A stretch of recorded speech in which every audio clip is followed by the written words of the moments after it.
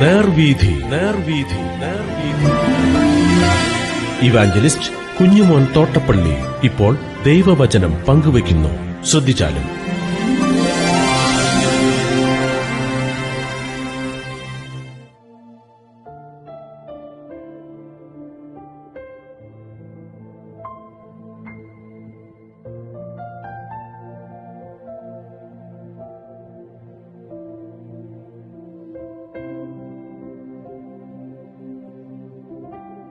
ഉത്തമഗീതം 4-ാം അധ്യായം. ഞാൻ വായിക്കുന്നു. എന്റെ പ്രിയെ, നീ സുന്ദരി, നീ സുന്ദരി തന്നെ. നിന്റെ മൂടുപടത്തിൻ നടുവേ നിന്റെ കണ്ണ് പ്രാവിൻ കണ്ണുപോലിരിക്കുന്നു. നിന്റെ തലമുടി ഗിലെയാദ് മലഞ്ചെരുവിൽ കിടക്കുന്ന കോലാട്ടിൻ കൂട്ടം പോലെയാകുന്നു. നിന്റെ പല്ല് രോമം കത്രിച്ച് കുളിച്ച് കയറി വരുന്ന ആടുകളെപ്പോലെ ഇരിക്കുന്നു. അവയിലൊന്നും മച്ചിയായിരിക്കാതെ എല്ലാം ഇരട്ട പ്രസവിക്കുന്നു. നിന്റെ അധരം കടും ചുവപ്പ് നൂൽ പോലെയും നിന്റെ വായ മനോഹരവുമാകുന്നു. നിന്റെ ചെന്നികൾ നിന്റെ മൂടുപടത്തിന്റെ ഉള്ളിൽ മാതളപ്പഴത്തിൻ ഖണ്ഡം പോലെ ഇരിക്കുന്നു. നിന്റെ കഴുത്ത് ആയുധശാലയായി പണിതിരിക്കുന്ന ദാവീദിൻ ഗോപുരത്തോട് ഒക്കും. അതിൽ 1000 പരിച തൂക്കി ഇരിക്കുന്നു. അവയൊക്കെയും വീരന്മാരുടെ പരിച തന്നെ. നിന്റെ സ്തനം രണ്ടും താമരയ്ക്ക് ഇടയിൽ മേയുന്ന ഇരട്ട പറന്ന 2 മാൻകുട്ടികൾക്ക് സമം. വെയിലാറി നിഴൽ കാണാതെയാകുവോളം ഞാൻ മൂറിൻ മലയിലും കുന്തിരുക്കങ്ങൾക്ക് കുന്നിലും ചെന്നിരിക്കാം. എന്റെ പ്രിയെ, നീ സർവാംഗ സുന്ദരി, നിന്നിൽ യാതൊരു ഊനവുമില്ല. കാന്തേ, ലെബാനോനെ വിട്ട് എന്നോടുകൂടെ വരിക. അമാന മുകളും ഷമീർ ഹെർമോൻ കൊടുമുടികളും സിംഹങ്ങളുടെ ഗുഹകളും പുള്ളിപ്പുലികളുടെ പർവ്വതങ്ങളും വിട്ട് പോരുക. എന്റെ സഹോദരി, എന്റെ കാന്തേ, നീ എന്റെ ഹൃദയത്തെ അപഹരിച്ചിരിക്കുന്നു. ഒരു നോട്ടം കൊണ്ടും കഴുത്തിലെ മാല കൊണ്ടും നീ എന്റെ ഹൃദയം അപഹരിച്ചിരിക്കുന്നു. എന്റെ സഹോദരി, എന്റെ കാന്തേ, നിന്റെ പ്രേമം എത്ര മനോഹരം! വീഞ്ഞിനേക്കാൾ നിന്റെ പ്രേമവും സകലവിധ സുഗന്ധവർഗത്തെക്കാൾ നിന്റെ തൈലത്തിന്റെ പരിമളവും എത്ര രസകരം! അല്ലയോ കാന്തേ, നിന്റെ അധരം തേൻകട്ട പൊഴിക്കുന്നു. നിന്റെ നാവിൻ കീഴിൽ തേനും പാലുമുണ്ട്. നിന്റെ വസ്ത്രത്തിന്റെ വാസന ലെബാനോന്റെ വാസന പോലെ ഇരിക്കുന്നു. എന്റെ സഹോദരി, എന്റെ കാന്തേ, കെട്ടിയടച്ചിരിക്കുന്ന ഒരു തോട്ടം, അടച്ചിരിക്കുന്ന ഒരു നീരുറവ്, മുദ്രയിട്ടിരിക്കുന്ന ഒരു കിണറ്, നിന്റെ ചിനപ്പുകൾ വിശിഷ്ട ഫലങ്ങളോടുകൂടിയ മാതളത്തോട്ടം, മൈലാഞ്ചിയോടുകൂടെ ജഡമാംസിയും കുങ്കുമവും വയമ്പും ലവംഗവും സകലവിധ കുന്തിരുക്ക വൃക്ഷങ്ങളും മൂറുമകലും സകല പ്രധാന സുഗന്ധവർഗവും തന്നെ. നീ തോട്ടങ്ങൾക്ക് ഒരു നീരുറവും വറ്റിപ്പോകാത്ത കിണറും ലെബാനോനിൽ നിന്നൊഴുകുന്ന ഒഴുക്കുകളും തന്നെ. അടതിക്കാറ്റെ ഉണരുക, തെന്നിക്കാറ്റെ വരിക. എന്റെ തോട്ടത്തിൽ നിന്ന് സുഗന്ധം വീശേണ്ടതിന് അതിന്മേൽ ഊതുക. എന്റെ പ്രിയൻ എന്റെ തോട്ടത്തിൽ വന്ന് അതിലെ വിശിഷ്ട ഫലം പൂജിക്കട്ടെ. 4-ാം അധ്യായം. രാജകൊട്ടാരത്തിൽ അകപ്പെട്ട പ്രിയ തന്റെ പ്രിയനെ കുറിച്ച് കാണുന്ന സ്വപ്നങ്ങളാണ്. ചിന്തിച്ചുകൊണ്ടിരിക്കുന്ന കാര്യങ്ങൾ സലോമോൻ കവിഭാവനയിൽ എഴുതുകയാണ്. ആദ്യവാക്യം പ്രിയൻ പറയുന്നതാണ്. എന്റെ പ്രിയെ, നീ സുന്ദരി, നീ സുന്ദരി തന്നെ. നിന്റെ മൂടുപടത്തിൻ നടുവേ നിന്റെ കണ്ണ് പ്രാവിൻ കണ്ണുപോലെ ഇരിക്കുന്നു. നിന്റെ തലമുടി ഗിലെയാദ് മലഞ്ചെരുവിൽ കിടക്കുന്ന കോലാട്ടിൻ കൂട്ടം പോലെയാകുന്നു. നിന്റെ പല്ല് രോമം കത്രിച്ചിട്ട് കുളിച്ച് കയറി വരുന്ന ആടുകളെപ്പോലെ ഇരിക്കുന്നു. നിന്റെ അധരം കടുംചുവപ്പ് നൂൽ പോലെയും നിന്റെ വായ മനോഹരവും ആകുന്നു. നിന്റെ ചെന്നികൾ നിന്റെ മൂടുപടത്തിന്റെ ഉള്ളിൽ മാതളപ്പഴത്തിന്റെ ഖണ്ഡം പോലെ ഇരിക്കുന്നു. നിന്റെ കഴുത്ത് ആയുധശാലയായി പണിതിരിക്കുന്ന ദാവീദിൻ ഗോപുരം പോലെ ഇരിക്കുന്നു.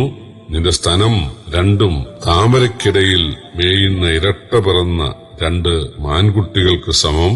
പ്രിയപ്പെട്ടവരെ, ഇവിടെ അംഗപ്രത്യംഗമായിട്ട് പ്രിയെ വർണ്ണിക്കുകയാണ്. പ്രിയൻ അത് ഉള്ളിലൊതുക്കുകയല്ല, പറയുക കൂടെ ചെയ്യുകയാണ്.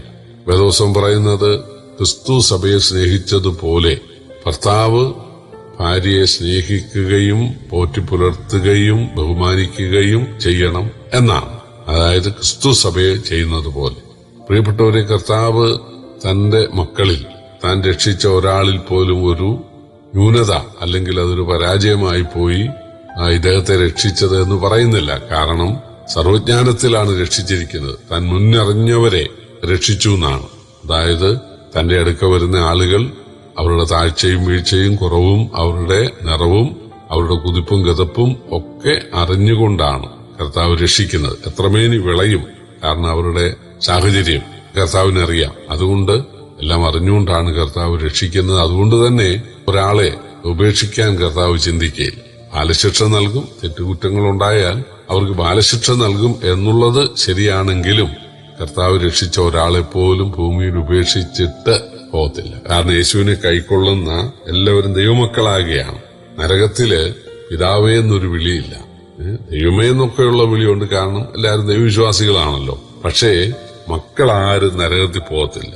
എന്റെ പിതാവേ നീ എന്നെ കൈവിട്ട്, യേശു കുരിശിൽ മരിച്ചപ്പോൾ എന്റെ ദൈവമേ നീ എന്നെ കൈവിട്ട് എന്തെന്ന് പറഞ്ഞു. പക്ഷെ എന്റെ പിതാവേ എന്നെ കൈവിട്ട് എന്തെന്ന് പറഞ്ഞില്ല. കാരണം മക്കളായ ആരെയും പിതാവ് ഉപേക്ഷിക്കത്തില്ല.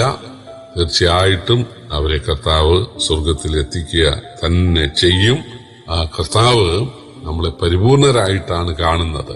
കർത്താവിന്റെ സഭയെ തന്റെ ശരീരാവയവങ്ങളായിട്ടാണ് കർത്താവ് കാണുന്നത്.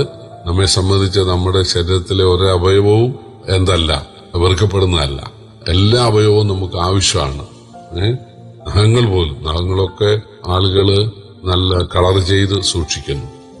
വിരലുകൾ, അല്ലെങ്കിൽ കൈകാലുകൾ എന്ന് വേണ്ട, മുഖം, മൂക്ക്, കണ്ണ്, എല്ലാ മുടിയെ, എല്ലാ അവയവങ്ങളും മനുഷ്യര് നന്നായിട്ട് സംരക്ഷിക്കുന്നു, അതിനെ അലങ്കരിക്കുന്നു. അതുപോലെ കർത്താവ് തന്റെ ശരീരമായ സഭയിലെ അവയവങ്ങളായ നമ്മെ അലങ്കരിക്കുന്നു. ശലോമോൻ അലങ്കരിച്ചതിനേക്കാൾ മെച്ചമായി നമ്മെ കർത്താവ് അലങ്കരിക്കുമെന്ന് കർത്താവ് പറഞ്ഞതായി സുവിശേഷങ്ങളിൽ ഉണ്ട്. അതാണ് നമുക്ക് ആദ്യത്തെ വാക്യങ്ങളിൽ കാണാനായിട്ട് കഴിയുന്നത്. പിന്നെ 8-ാം വാക്യത്തിൽ കാന്തൻ പറയുകയാണ്, കാന്തയെ ലെബാനോനെ വിട്ട് എന്നോടുകൂടെ വരിക, അമാന മുകളും ഷമീർ ഹെർമോൻ കൊടിമൂടുകളും സിംഹങ്ങളുടെ ഗുഹകളും പുള്ളിപ്പുലികളുടെ പർവ്വതങ്ങളും വിട്ട് വരിക. അതായത് ഇപ്പോൾ അവള് ശലോമോന്റെ വേനൽക്കാല വസതിയിലാണ് ആയിരിക്കുന്നത്, ലെബാനോനിൽ. പക്ഷെ ആ പ്രദേശങ്ങളിലൊക്കെ സിംഹവും പുള്ളിപ്പുലിയും ഒക്കെ ഉണ്ട്. അതുകൊണ്ട് ഇയാള് മനോരഥം പറയുകയാണ്, നീ സിംഹങ്ങളും അതുപോലെ പുള്ളിപ്പുലിയും ഒക്കെ നിന്നെ പിടിക്കുന്നതിന് മുൻപേ നീ വരിക.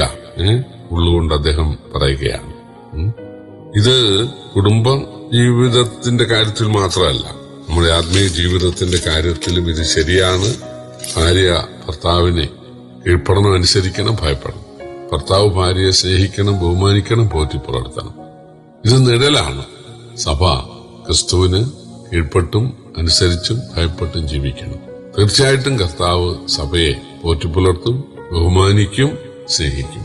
ഇവിടെ ഈ കാന്തയെക്കുറിച്ച് ഉള്ള മനോഭാവം ഉള്ളിൽ വെച്ച് പുലർത്തുകയല്ല, അത് പ്രകടിപ്പിക്കുകയാണ്. പ്രിയപ്പെട്ടവരെ, ദൈവം നമ്മെ സ്നേഹിച്ചപ്പോൾ ആ സ്നേഹം ഉള്ളിൽ വെച്ചുകൊണ്ടിരുന്നില്ല, അത് പ്രകടിപ്പിച്ചു. തന്റെ പുത്രനെ കുരിശിൽ തകർത്ത്, അല്ലെങ്കിൽ അവനെ യാഗമാക്കി നമ്മെ രക്ഷിക്കാൻ മാർഗമൊരുക്കി. ആ കാര്യം നമ്മളെ അറിയിച്ച് അന്നു തുടങ്ങി, നാം കർത്താവിനെ കൈക്കൊണ്ട് അന്നു തുടങ്ങി നമ്മളെ സ്നേഹിച്ചുകൊണ്ടേയിരിക്കുന്നു, അവസാനത്തോളം സ്നേഹിക്കും. ഇതാണ് ആത്മീയ ജീവിതത്തിലും നമ്മുടെ കാര്യത്തിലും വേണ്ടത്. നമ്മള് കർത്താവിനെ കൈക്കൊണ്ട് അവനെ സ്നേഹിച്ച്, അവനെ അനുസരിച്ച്, അവനെ ഭയപ്പെട്ട് മരണം വരെ ജീവിക്കണം. ഭാര്യാഭർത്തൃ ബന്ധവും അതുതന്നെയാണ്. ദൈവം തന്ന ഭാര്യയിൽ സന്തോഷിക്കണം, ആ ഭാര്യയെ ബഹുമാനിക്കണം, പോറ്റി പുലർത്തണം. ദൈവം തന്ന ഭർത്താവിനെ കീഴ്പ്പെടണം, അനുസരിക്കണം. ഒരിക്കലും ഇതൊരു അബദ്ധമായി പോയി എന്ന് ചിന്തിക്കരുത്. അത് ദൈവത്തെ നിന്ദിക്കുന്നതാണ്. ദൈവസന്നിധി ഉടമ്പടി ചെയ്തല്ലേ ഭാര്യ ഭർത്താക്കളാകുന്നത്. ആ ഉടമ്പടി പാലിക്കണം. എന്റെ നാമം വൃഥാ എടുക്കുന്നവനെ ഞാൻ ശിക്ഷിക്കാതെ വിടത്തില്ലെന്നാണ്. അപ്പൊ ദൈവനാമത്തിൽ നമ്മള് പറഞ്ഞ ആ സത്യം നമ്മൾ പാലിക്കണം. ചില സ്ത്രീകള് ഒന്ന് പറഞ്ഞ് എന്നെ ഡൈവോഴ്സ് ചെയ്തേക്ക്, എനിക്ക് വേറെ ഇതിനേക്കാൾ മെച്ചം കിട്ടും എന്നൊക്കെ പറയുന്നവരുണ്ട്. നമ്മുടെ നാവ് പോലും അത് എടുക്കാൻ പാടില്ല. കാരണം യേശു തന്റെ കാന്തയെ ഉപേക്ഷിക്കുന്നില്ല. അതുകൊണ്ട് നമ്മളും ഉപേക്ഷണത്തെക്കുറിച്ചോ പുനർവിവാഹത്തെക്കുറിച്ചോ ചിന്തിക്കാൻ പോലും പാടില്ല. ത്വമഗീത പഠനം അതിന് നമ്മളെ സഹായിക്കട്ടെ. കർത്താവിന്റെ വിലയേറും നാമം ഇന്നും എന്നേക്കും വാഴ്ത്തപ്പെടുമാറാകട്ടെ.